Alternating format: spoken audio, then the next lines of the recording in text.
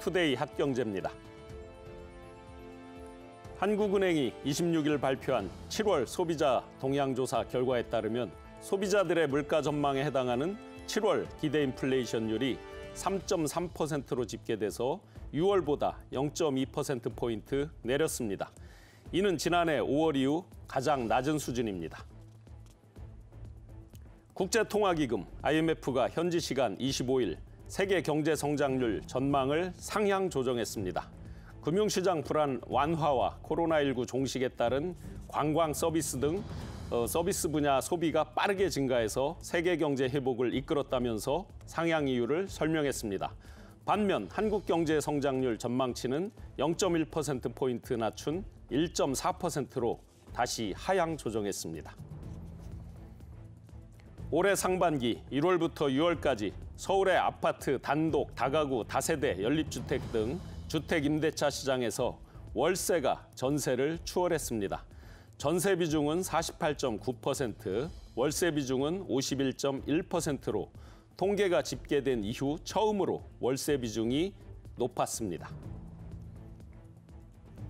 국제신용평가기관 피치에 따르면 자체 신용등급을 부여한 국가의 국채이자 비용은 2020년 1조 5,200억 달러에서 올해 2조 3천억 달러로 51.3% 급증할 것으로 예측됐습니다.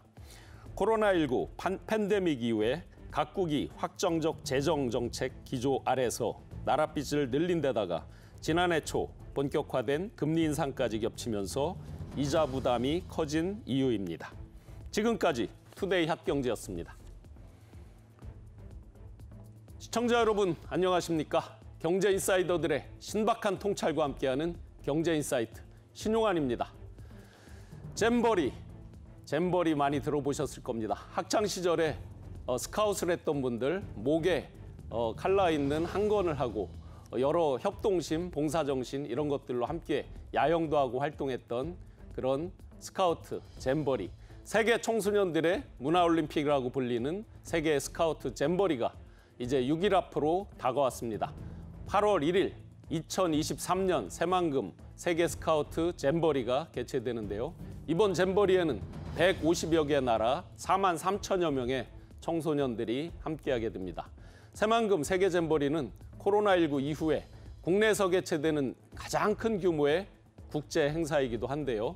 잠시 후에 경제인사이트 2023 새만금 세계 스카우트 잼버리, 그 경제 효과 그리고 한국의 마이스 산업, 계속 성장하고 있는 마이스 산업의 현황 그리고 미래 전망에 대해서 자세하게 분석해 보겠습니다. 본격적인 오늘의 핫 이슈 보기 전에 자세한 내용 먼저 화면으로 만나보겠습니다.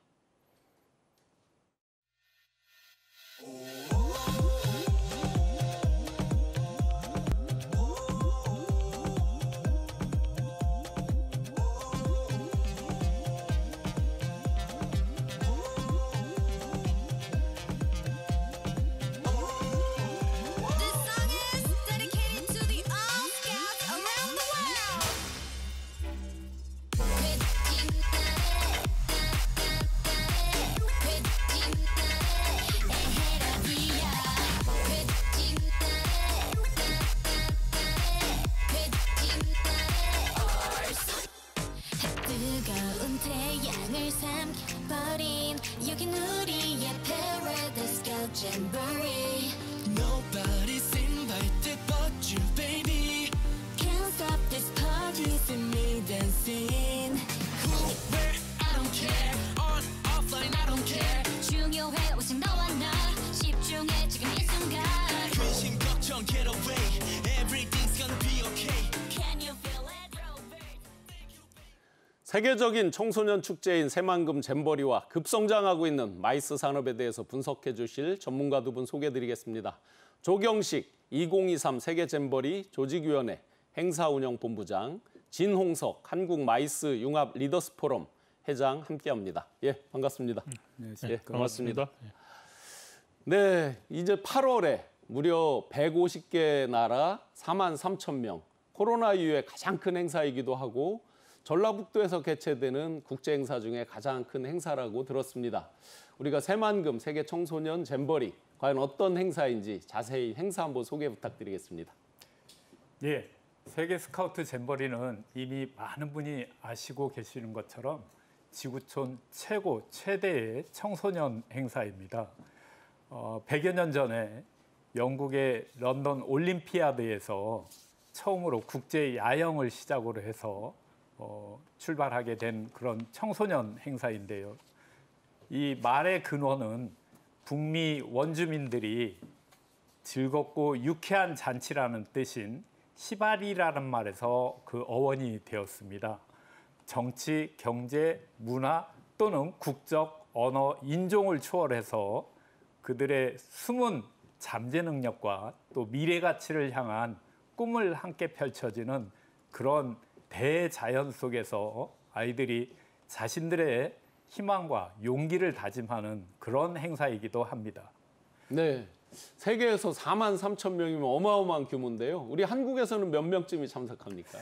예, 대개 세계 스카우트 연맹의 가이드라인이 마련되어져 있습니다. 그래서 세계 스카우트 잼버리에는 특정 국가가 일정한 숫자를 넘지 못하게 되어져 있습니다.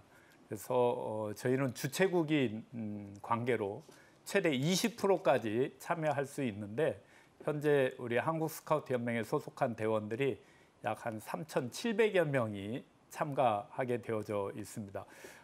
영국 같은 경우가 지금 한 4천여 명 이렇게 참가해서 한 국가가 10%를 넘지 못하게끔 그런 가이드라인이 되어져 있습니다.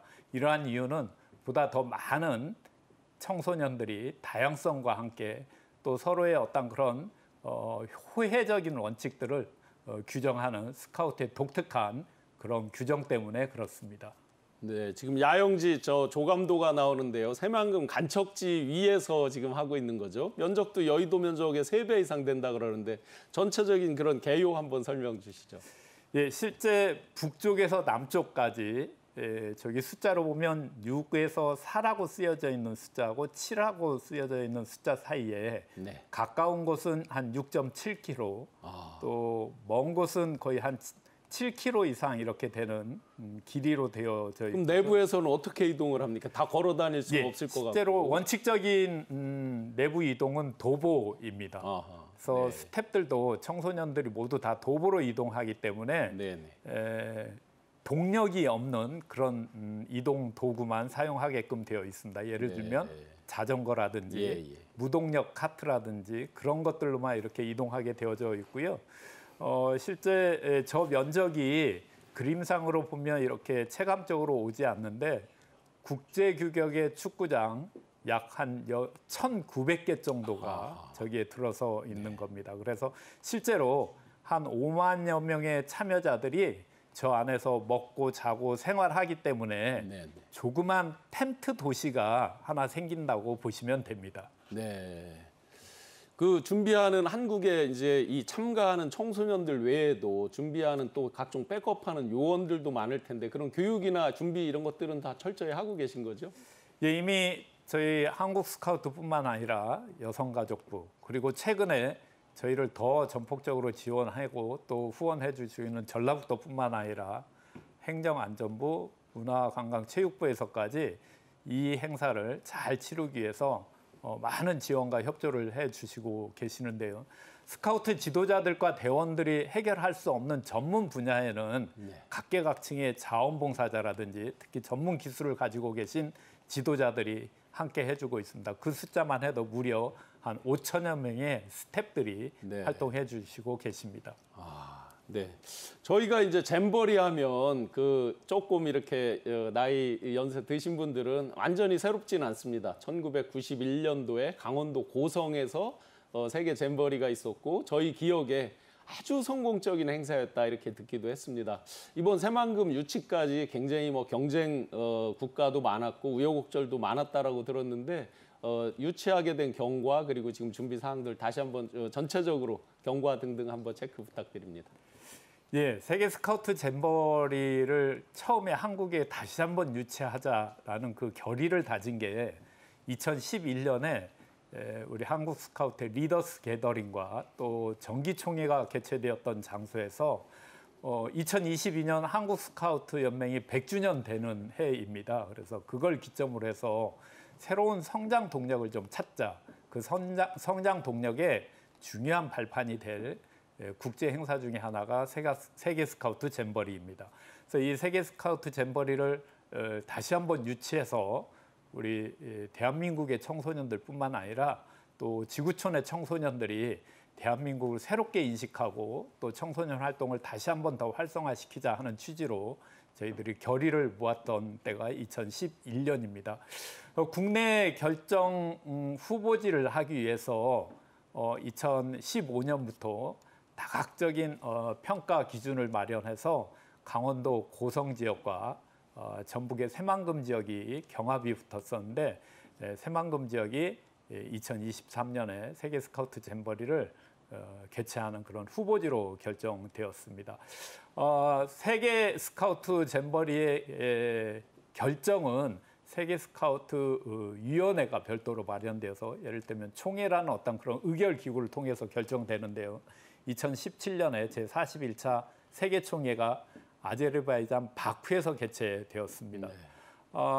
우리 경쟁 상대국은 폴란드였습니다. 폴란드는 잘 아시다시피 유럽에 위치해서 가장 많은 회원국을 보유한 그런 지역이었고 특히나 그 당시에 대통령뿐만 아니라 그 지역에 있는 여러분들 잘 아시는 바웬스크라는 그런 막강한 인사들이 후원을 해주고 지지를 해줘서 사실은 저희가 처음 시작부터 굉장히 어려웠던 건 사실입니다.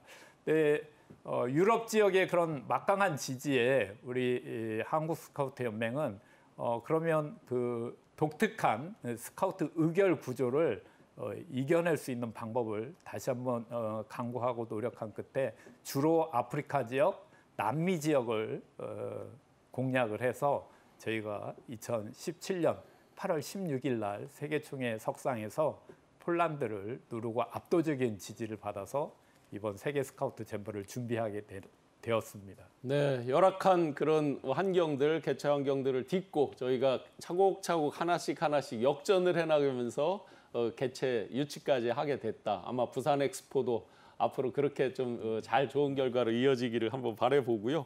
우리가 그러면서 이제 2번을 개최한 나라가 됐잖아요. 전 세계에서 그게 몇 나라 없는 거죠? 네, 현재 6개 국가가 세계 스카우트 잼버리를 2번 개최한 국가입니다.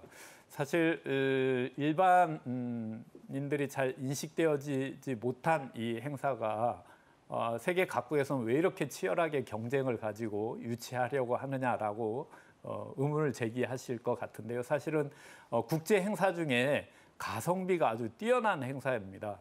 특별한 시설이나 특별한 어떤 부가적인 어떤 그런 행사를 위한 장치들이 필요한 게 아니고 그저 넓은 땅하고 쾌적한 자연 환경 그리고 그것을 잘 보존해 줄 수 있는 훌륭한 지도자들만 계시면 이 행사를 잘 치러낼 수 있기 때문에 저희가 한국 스카우트뿐만 아니라 우리 정부에서도 이 세계 스카우트 잼버리를 유치하는데 아주 적극적으로 후원해 주셨고 도와주셨습니다. 네. 이렇게 전 국가적인 역량이 모아져서 이제 준비를 하고 있는 코로나19 때 굉장히 어려웠지만 이제 그 이후에 각종 전시 컨벤션 산업들이 이제 활기를 다시 띠고 있습니다. 이렇게 전시 컨벤션 업계 소위 마이스 산업이라고 이제 흔히 부르는데요. 마이스 산업이 무엇인지 그 개요 한번 설명 부탁드리겠습니다. 네, 마이스 산업은 우리가 통칭으로 전시 컨벤션 산업 이렇게 이제 많이 하는 산업이고요.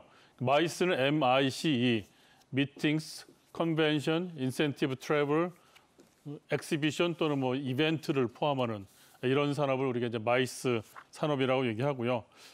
유엔이나 미국 같은 데서는 미팅스 인더스트리라는 용어를 많이 씁니다. 다시 말해서 사람들이 서로 만날 때 비즈니스가 성사가 된다, 뭐 이런 뜻을 내포하고 있는 그런 산업인데요.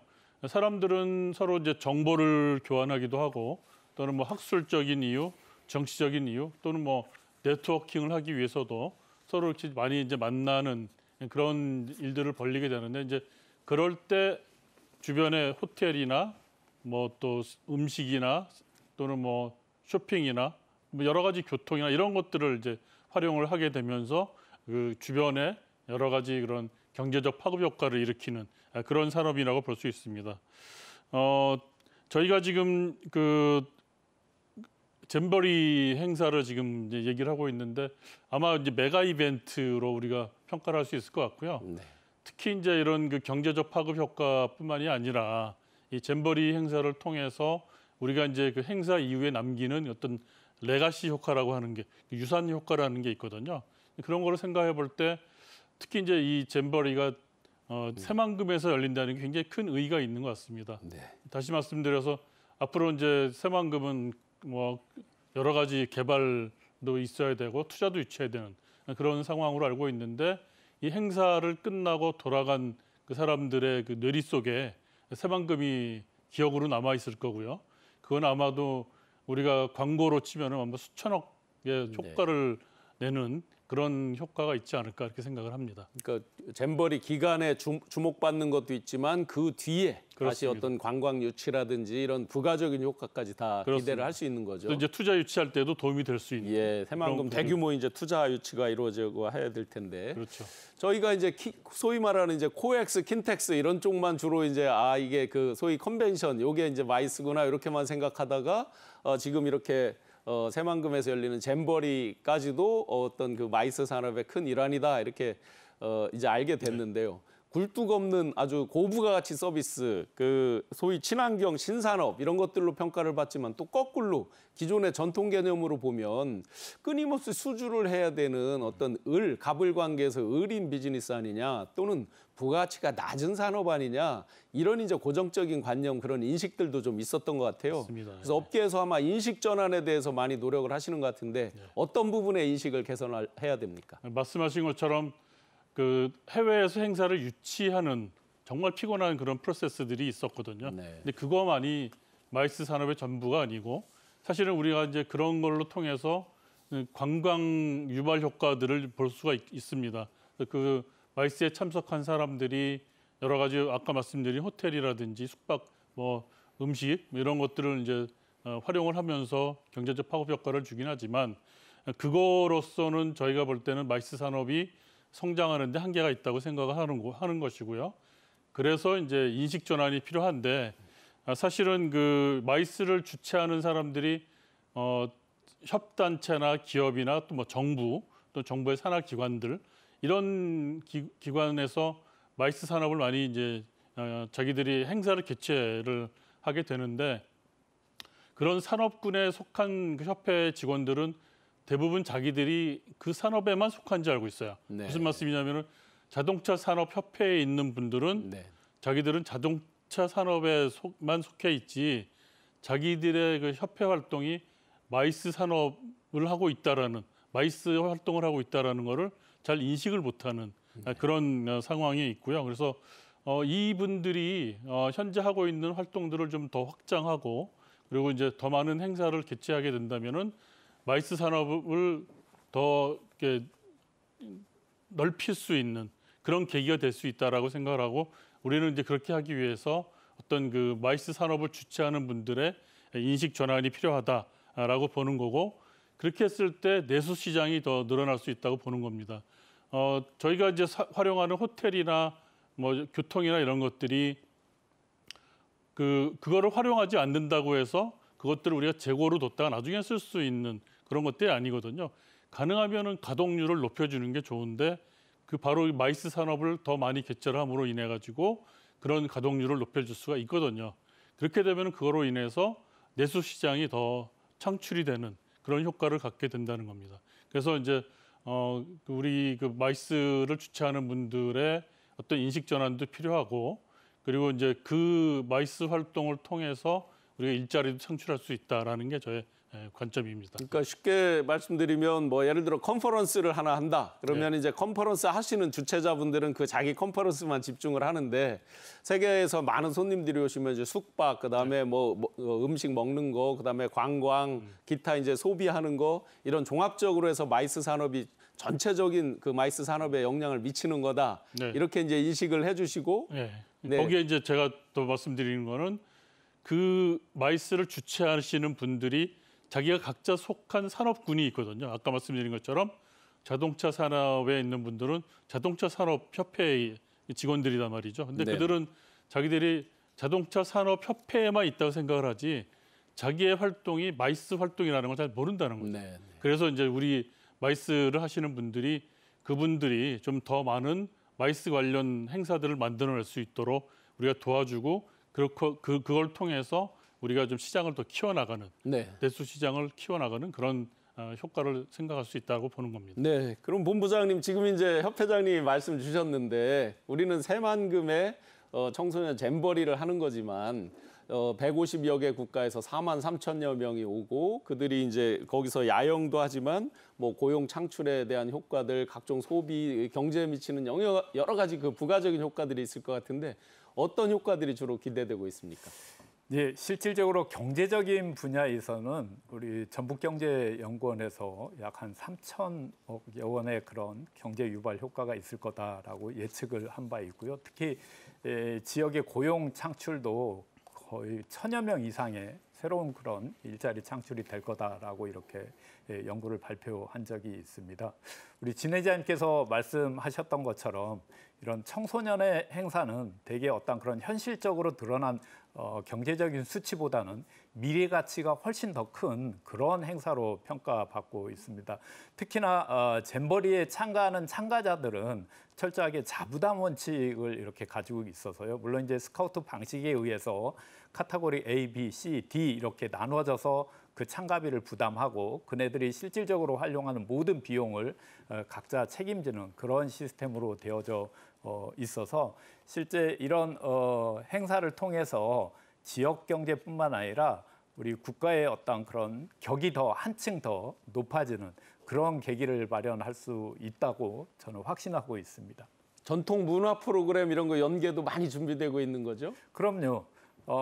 제가 아프리카 지역이나 남미 지역에 이렇게 유치를 하기 위해서 홍보 활동을 다닐 때 고개 숙이고 이렇게 서류를 보고 있을 때 어떤 친구들이 와서 물어봅니다. BTS 중에 누구누구 아냐고. 그러면 걔네들 군대 갈 거고 힘들 거라고 이렇게 얘기해서 고개를 들고 쳐다보면요. 네. 얼굴이 까만 친구이거나 아니면 원주민 친구들이 굉장히 많았어요. 네. 깜짝 놀랐습니다. 도대체 한국말을 어떻게 그렇게 배웠냐고 물어봤더니 저희 드라마라든지 음악이라든지 이런 한류를 통해서 정말 자습을 했다는 얘기를 듣고 우리 한류의 시장들이 정말 어마어마하게 확산될 수 있겠다는 그런 기대도 해보았고요. 그래서 이번 세계 스카우트 잼버리에 전통 문화 예술 하면은 되게 우리 전라북도에 특히 이 K 문화의 원류로 이렇게 많이 치는 그런 장소들도 많고 또 유적들도 많기 때문에 우리 전통과 문화와 그리고 뛰어난 자연 환경이 어우러진 우리 대한민국의 수려한 모습들을 미래를 개척하는 그 청소년들에게 보여주고 느끼게 하고 체험하게 해서 장차 대한민국이 세계 평화의 거점지요. 또 계속 성장하는 그런 지역으로 발돋움할 수 있다는 걸 증명도 해보고 싶은 게 이런 잼버리를 통해서 얻고자 함입니다. 네. 그만큼 이제 지역 경제에도 크게 영향이 있을 거고 또 대한민국 국격을 높이는 데도 크게 기여할 걸로 생각이 됩니다. 새만금 세계 잼버리 경제 효과만 3천억에 이른다라고 이렇게 연구 결과도 나와 있는데요. 경제 효과뿐만 아니라 문화 강국으로서의 면모를 유감없이 발휘하게 되지 않을까 싶습니다.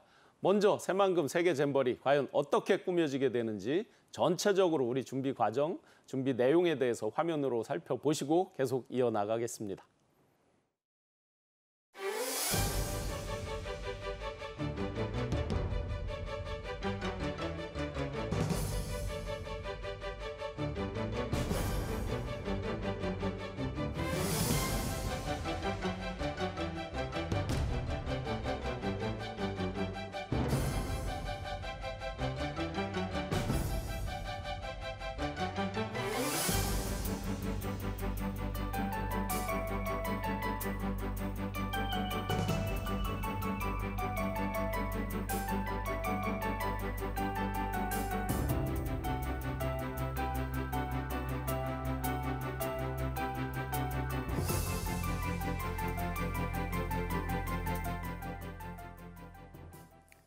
네, 지금 영상 보니까 전 세계 청소년들의 그 꿈의 잼버리를 위해서 정말 많은 분들이 이렇게 수고하고 애쓰시면서 준비를 하고 있는데요.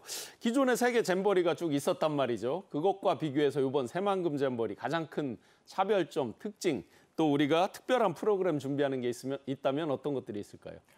예, 무엇보다도 이번 세계 스카우트 잼버리는 장소적인 특징이 가장 강하게 보여질 수 있는데요. 자연적인 요소를 인간이 어떻게 합리적이고 효율적으로 개발하느냐 측면에서 미래의 주인공들이 어떻게 평가하고 또 그것들을 어떻게 잘 활용할지라는 그런 방조제라는 개념을 잼버리장에 놨다는 것부터 굉장히 큰 이슈거리입니다. 그래서 저희가 프로그램을 준비하는데도 4S, 이를테면 Sustainability, Smart and Scientific, 그리고 안전적인 면, Safe and Security, 이런 그 실질적으로 청소년들이 미래의 가치를 나타낼 수 있는 그런 것들을 주제로 해서 프로그램을 Draw Your Dream이라는 큰 테마 안에서 자꾸 준비를 하고 있습니다. 특히 전에 우리 사회자님께서 말씀하셨던 대한민국의 강점이라고 하면 전통과 또 그런 전통을 청소년들이 마음껏 활용할 수 있는 도전의식, 개척의식과 함께 엮어서 우리 문화에서 녹여내는 그런 프로그램들을 준비하고 있고요. 특히 모든 세계 스카우트 잼버리의 과정 활동 부분들이 굉장히 중요시 되는데 이번에 제25회 세계 스카우트 잼버리에서는 영내 활동, 영해 활동, 그리고 특별히 지역과 연계하는 지역 연계 프로그램을 개발했습니다. 그래서 잼버리 기간 중에 독특한 프로그램으로서 우리 지역의 자연, 환경, 문화, 특히 교육적 가치가 있는 그런 프로그램들을 14개 시군에서 잘 개발하고 또 참가자들이 직접 참여해서 한국의 새로운 멋을 느끼게 하고 또 그네들이 성장하는데 충분히 체험적 요소가 될 수 있도록 프로그램 측면에서도 만전을 기해서 준비해 오고 있습니다. 특별 프로그램으로 저는 그 청소년들이 전 세계에서 모인 거니까 당연히 K-팝이 준비되어 있는 거죠?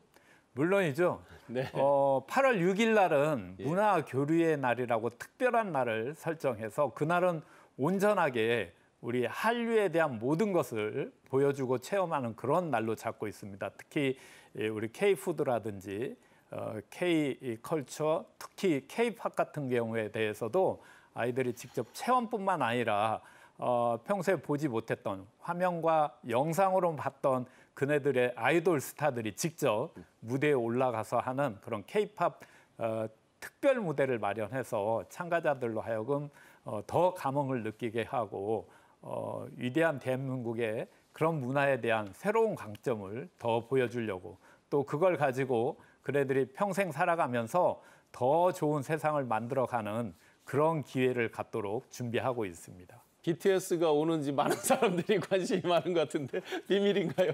예, 아직까지 출연진들은 사실 더 많은 호응을 얻기 위해서 저희가 좀 비밀 상자에 넣어놓고 있습니다. 네.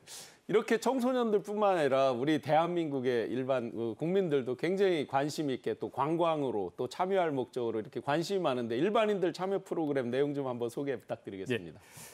사실 많은 분들께서 이 세계 스카우트 잼버리에 영지에 직접 들어갈 수 없다는 부분들을 또 질의도 해주시고 또 문의도 해주십니다. 근데 사실 저희들이 어떤 그런 공간 자체를 폐쇄적으로 만들려고 그러는 게 아니고 청소년들의 안전 문제하고 직결되기 때문에 일정 영역들은 일반인들이 들어갈 수 없게 저희들이 준비하고 있고요.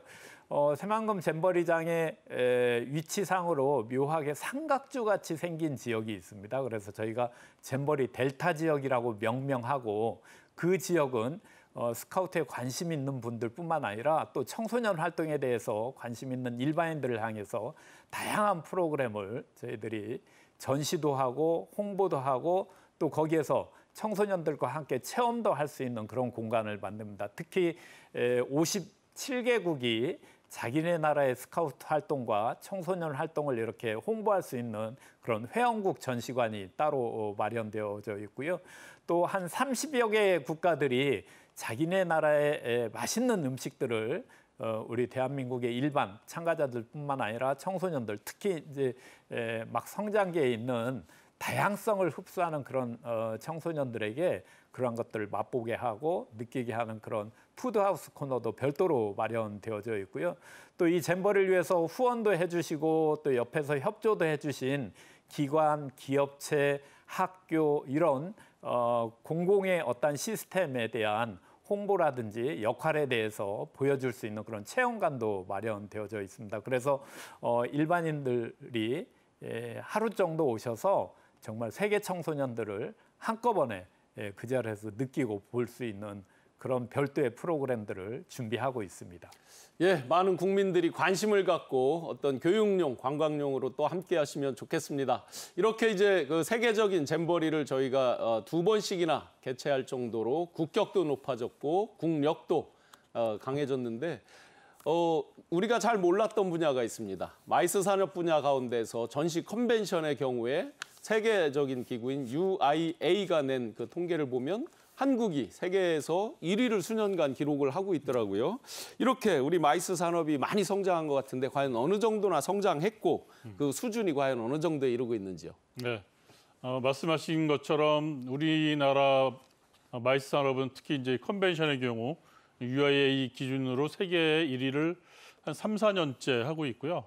서울시도 한 2위, 3위를 수년간 하고 있었고 그 마이스 행사에서 세계적으로 가장 대표적인 행사라고 할 수 있는 것들이 이제 G20, APEC 정상회담, 뭐 아셈 또는 뭐 핵 안보 정상회담 이런 그 행사들이었었는데 이 모든 것을 다 개최한 유일한 국가가 우리나라. 전 세계에서요. 네. 네. 그다음 아마 그랜드 슬램이 있다면 마이스에 우리나라가 바로 이제 그런 거를 달성한 나라이고요. 네. 2022년에 서울 같은 경우에는 세계에서 가장 마이스하기 좋은 도시로 선정이 되기도 했었습니다. 그래서 그런 그 외형적인 성장은 지금 거의 뭐 탑에 이를 정도로 우리가 기록을 하고 있습니다. 특히 뭐 여러분들 그 에이펙 정상회담 이후에 부산의 해운대나 광안리 근처의 그 변화된 모습을 잘 기억을 하실 겁니다.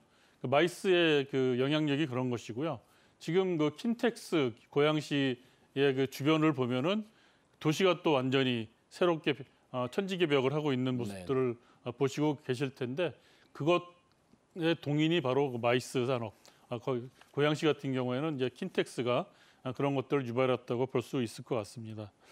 그러나 이제 그러한 외형적인 성장에도 불구하고 아직까지 그 마이스에 종사하는 사람들의 고용 불안이라든지 또는 뭐 저임금 문제라든지 이런 것들이 아직도 계속 우리가 겪고 있는 문제들이고요. 그래서 이제는 아마 마이스 산업이 외형 위주가 아니라 내실을 기해야 되는 어떤 그런 패러다임 전환이 필요한 시기가 아닌가 생각합니다. 그 실질적인 통계를 들여다보면은 미국 같은 경우에는 마이스 산업이 GDP에 기여하는 그 비율이 한 3.25% 정도 하거든요. 근데 우리나라는 한 0.3%밖에 안 돼요. 그러니까 아마도 이거는 그 어떤 밸류체인상의 어떤 그 또는 생태계의 어떤 구조적인 문제가 있는 게 아닌가 추측이 되고 있고 그래서 이제 그런 것들을 우리 같은 전문가들이 좀 더 심층적으로 볼 때가 아닌가 이렇게 재점검해서 GDP에 대한 기여율 부가가치를 더 높여야 되겠네요. 맞습니다. 네, 지금 좀 전에 애로사항 잠깐 말씀 주셨는데 코로나19 기간 동안 약 뭐 3년여 기간 동안 굉장히 힘들었을 것 같거든요. 국제 행사 이런 걸 만날 수가 없으니까 뭐 개최 자체가 이제 불가능한 경우도 많았고 또 취소된 경우도 많았을 텐데 그때 피해가 어느 정도 됐고 또 그걸 지금 어떻게 극복해 나가고 있는지 한번 말씀 부탁드립니다. 그 WTTC라고 월드 투어리즘 앤 트래블 카운슬이라고 하는 기구가 있거든요. 거기에 의하면은 코로나 기간 동안 전 세계 관광 산업은 49억 불 정도, GDP로 하면 한 49.1% 정도가 감소된 걸로 나타나고 있습니다. 특히 이 관광 산업이 한 80% 정도가 중소기업들이 많이 있거든요. 그래서 더 그 데미지가 컸던 걸로 나타나고 있고요. 특히 여자들이나 젊은 사람들이 많이 종사하고 있는 업종이기 때문에 그런 분들의 어떤 그 타격이 더 컸던 걸로 나타나고 있습니다.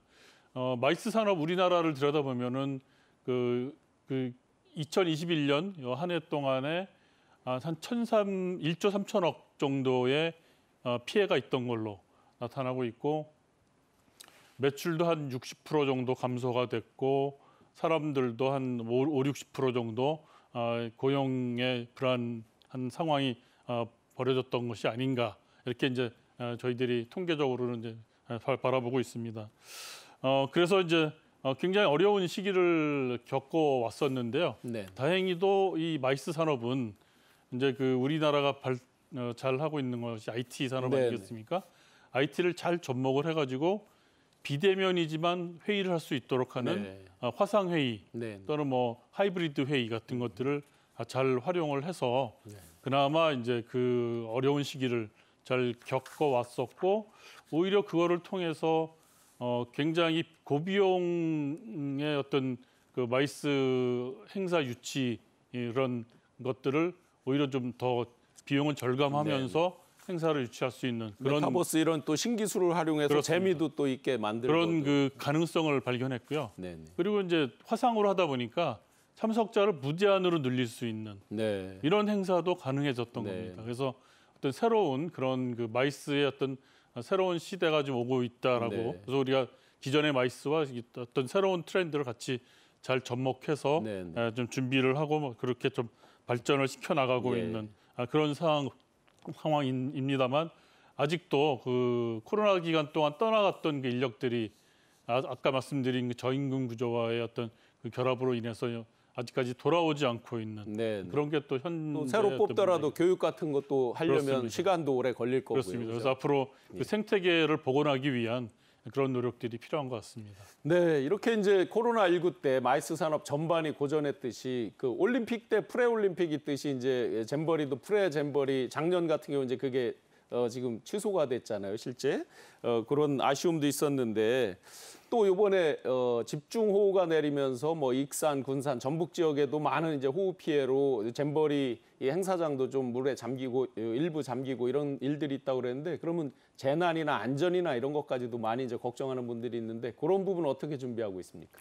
예, 잼버리에 참가하는 그 대상들이 청소년들이기 때문에 가장 중요한 부분 중에 하나가 안전입니다. 특히 약 한 5만여 명의 참가자뿐만 아니라 스태프들까지 하면 많은 숫자가 움직이고 또 모이고 하는 그런 요인에 있어서 안전은 아무리 강조해도 지나치지 않는 영역입니다. 그래서 실제로 저희가 이 안전 관련의 부분에 대해서는 이미 수차례 화재, 소방, 특히 테러까지 이런 훈련을 실질적으로 해왔고요. 특히나 대집회장이라고 하는 개영식, 폐영식 또 각종 문화 행사가 열리는 그 현장에서 다중이 집합했을 때 모이고 흩어지는 그런 안전 훈련도 저희가 충분히 지금 해왔고 그런 대책도 마련해 나가고 있습니다. 아울러서 자연적인 어떤 그런 위험적인 요소에도 최근 들어서는 많은 그 강수량 때문에 저희가 야영지를 원래대로 회복하는데 더 많은 노력을 기울여고 가고 있고요. 어쩌면 이 장마가 끝나고 나면 한편으로는 또 폭염도 걱정되는 부분일 수도 있습니다. 그래서 참가자들이 온열병을 대비할 수 있는 그런 방법이라든지 또 거기에 대처하기 위한 그런 모든 시설과 장비들을 준비 중에 있고요. 특히 이 청소년들이 과정활동이나 또 영내 생활을 하다 보면 무엇보다도 각자 개개인의 건강 부분들이 중요하게 체크를 돼야 될 상황인데 이를 위해서 잼버리 병원과 각 분단에 약 한 10,000명 정도로 편성되어 있는 4개 분단 지역에 클리닉 센터를 별도로 운영하고 있고요. 또 지역의 거점 병원들하고 수송이라든지 또 긴급한 상황일 때는 직접 그 병원을 이용할 수 있는 그런 MOU까지 다 탄탄하게 체결되어져 있는 상황입니다. 이러한 청소년들의 참여와 또 활동에 있어서 안전을 담보하기 위해서 우리 스카우트 성인 지도자, 일명 인터내셔널 서비스 팀이라고 저희들끼리는 IST라고 하는데요. 이분들이 7,300명 정도가 이미 캠프장에 지금 들어오고 계시고 늦어도 7월 28일, 9일까지는 그분들이 합류해서 더 편안한 잼버리, 안전한 잼버리를 준비해 오고 있습니다. 네, 재난 안전, 보건, 의료 등등은 아무리 강조해도 지나치지 않을 것 같습니다. 우선 가장 안전한 그런 행사가 되도록 다 같이 총력을 모아서 훌륭한 행사로 소화를 해야 될 것 같습니다. 이렇게 이제 아까 본부장님도 말씀해 주셨듯이 이 새만금이라고 하는 그 장소 자체가 아주 중요하게 의미를 갖는다라는 말씀도 주셨는데 그렇게 하면서 이제 우리나라 전시 컨벤션 이런 것들이 이제 엄청나게 많이 성장은 했단 말이죠. 그런데 이게 과연 고용 창출 효과, 일자리 이런 데는 어떻게 영향을 미치느냐 이런 부분에서 뭐 여러 이제 그 경제에 미치는 영향, 생산 유발 효과, 취업 유발 효과, 고용 유발 효과 이런 것들이 있는데 협회장님께서 10만 일자리를 창출할 수 있다 이렇게 이제 말씀을 주셨는데 어떤 분야에서 어떻게 창출하게 됩니까? 예, 제가 이게 단연간 좀 주장을 해오는 그런 내용인데요. 마이스 산업을 통해서 10만 개 일자리를 창출하자 이런 이제 주제입니다. 마이스 산업을 주체할 수 있는 주체자들을 저희가 이제 분석을 해보고 이렇게 정리를 해봤더니 우리나라에 한 5만 개 정도 되는 주체자들이 있는 걸로. 각종 협회나 뭐 이런 그렇습니다. 아까 말씀드린 협회나 단체나 네. 기업이나 또는 뭐 요새는 이제 그 어떤 그 일반 그런 그 행사들도 네. 점점 수준이 높아지고 그 모이는 인원들이 늘어나면서 이것들을 컨벤션 센터 안에서 행사를 하게 되는 그런 경우들이 많이 있어요. 그래서 그런 그 주최를 할 수 있는 주최자들이 한 5만 개 정도로 이제 추정이 되고 있고요. 그래서 이제 그 이네들이 1년에 한 2개 정도 행사만 더 할 수 있도록 우리들이 인식 개선도 하고 그네들로 하여금 행사하는 방법을 알려주면 그러면은 이 내수 시장이 늘어날 수 있다라는 게 이제 제 생각이고요. 그래서 이제 보통 우리가 이제 그런 단체들이 1년에 한 번 정도 총회를 개최를 하게 되는데 네. 그 외에도 인센티브 트래블이라든지 팀빌딩이라든지 또는 뭐 교육이라든지 굉장히 다양한 그 마이스 액티비티들이 있습니다. 그래서 이런 것들을 그네들로 하여금 이런 행사들을 잘 할 수 있도록 자꾸 이제 우리들이 주변에서 알려주기도 하고 개몽도 하고 교육도 하고 이렇게 하고 일부는 또 제도도 좀 필요한 것 같기도 하고요. 이렇게 했을 때 한 각 그 단체에서 행사를 위한 인원들을 한 2명 정도만 뽑아준다면 네. 그럼 5만 개라고 했으니까 10만 개 네. 일자리가 창출이 되는 겁니다. 일반적으로 우리가 취업 유발 효과가 3만 한 798명, 고용 유발 효과가 19,000여 명이라고 보는데 그게 아니라 네. 지금 5만여 개 단체에서 한 2분 정도씩만 뽑아서 그렇습니다. 교육도 시키고 계속해서 행사에 투입하고 하다 보면 그렇습니다. 그러면 10만 명이 되지 않겠느냐 이런 말씀인 거죠. 그렇습니다. 이제 보통 우리가 행사를 한번 하게 되면은 행사 단위가 보통 한 2천만 원에서 5천만 원 정도 규모가 돼요. 그러면 아까 얘기한 것처럼 5만 개 단체에서 2개 정도 행사를 늘려주면은 그게 뭐 한 2조에서 5조 정도의 경제 규모가 형성이 되는 거거든요.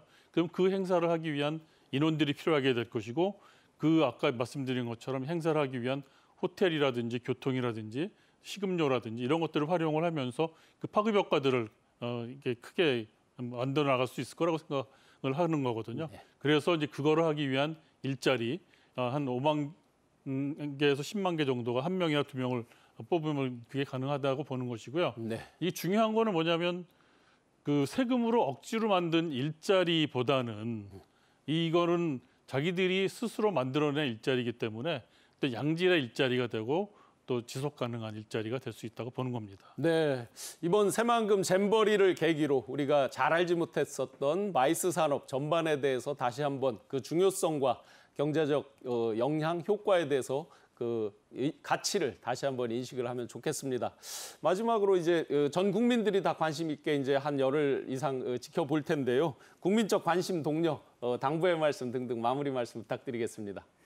예, 제25회 세계 스카우트 잼버리가 유치하는 과정에서부터 또 이제 개최되기까지 6일 남은 오늘에 이르기까지 정말 우리 많은 국민들께서 성원도 해주시고 지지도 해주시고 격려도 해주셨습니다.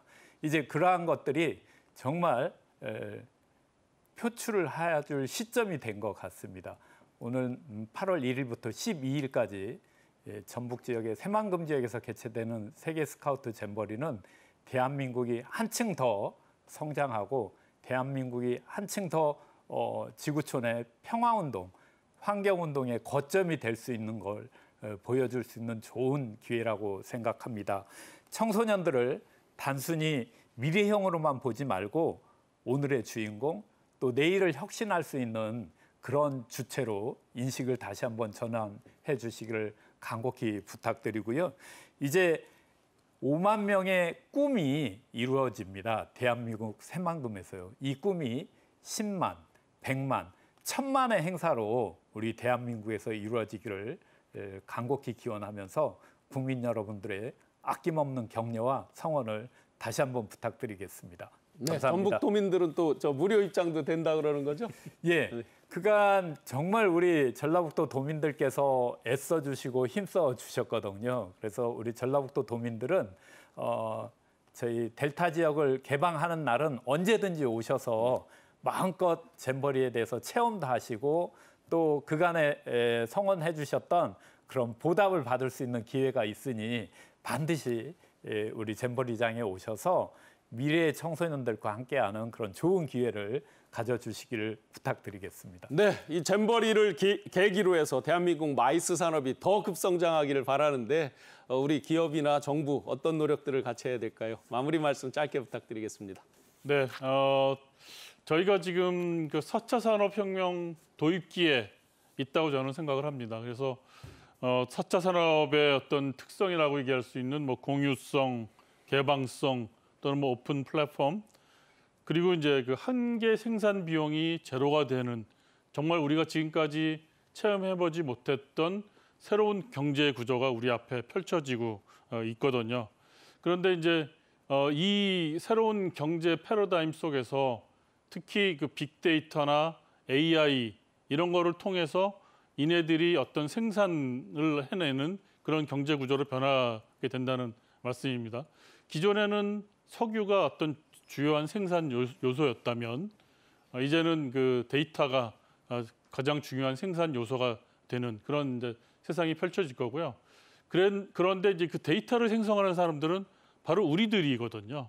근데 그 데이터가 쌓여 있는 곳은 IT 기업이라든지 또는 뭐 플랫폼 기업들에 쌓여 있어서 그네들이 그 데이터를 활용을 해서 부가가치를 창출해내고 그네들은 점점 부유해지는데 우리들은 데이터에 대한 소유권을 전혀 주장하지 못하는 이런 그 문제가 이제 있습니다. 그래서 사실은 마이스라는 것은 연대와 협력 이런 것들을 이제 하는 기능이 있기 때문에 바로 이러한 그 미래에 펼쳐질 그 상황에 대한 어떤 그 선제적인 그 아젠다 도출을 통해서 그 어떤 그 미래에 펼쳐질 그 어떤 불합리한 것들을 막아내는 연대를 통해서 막아내는 그런 기능들이 우리한테 필요하다고 생각을 하고요. 그래서 그렇게 했을 때 이 마이스 산업이 앞으로 좀 더 발전하는 그런 미래가 펼쳐지지 않을까 생각을 합니다.